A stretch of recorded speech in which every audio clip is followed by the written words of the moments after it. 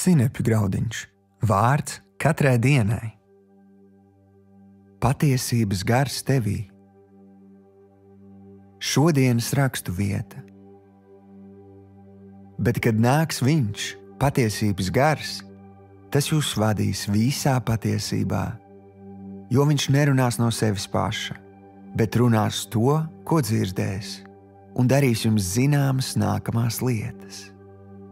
Jāņa evaņģēlijs, 16. nodaļa, 13. pants.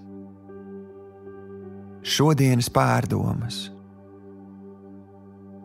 Kad tu padari Jēzu par savas dzīves kungu, tevī notiek kaut kas pārdabisks. Tavs gars jaunpiedzimst un savienojas ar Dieva garu, lai būtu kopā mūžīgi. Patiesībā no tā brīža Dieva gars pastāvīgi ir ar tevi un mājo tevī. Jāņa evaņģēlija 16. nodaļā paplašinātajā tulkojumā lasām Jēzus teikto: Tomēr es jums saku pilnīgu patiesību. Tas jums par labu, ka es aizeju. Jo, ja es neaizietu, aizstāvis, padomdevējs, palīgs, advokāts, aizlūdzējs, stiprinātājs un vienmēr klātesošais palīgs, nenāktu pie jums, ciešai sadraudzībai ar jums.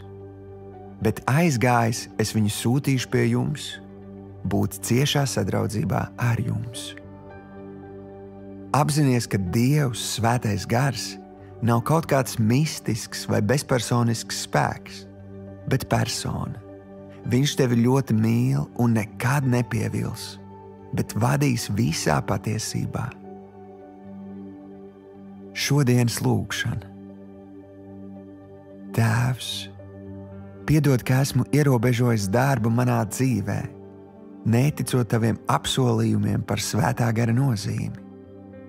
Es uzticos tev, Dievs, Svētais Gars, kā manam padomdevējam, palīgam, aizstāvim, aizlūdzējam, stiprinātājam un vienmēr klātesošajam palīgam. Jēzus vārdā. Āmen.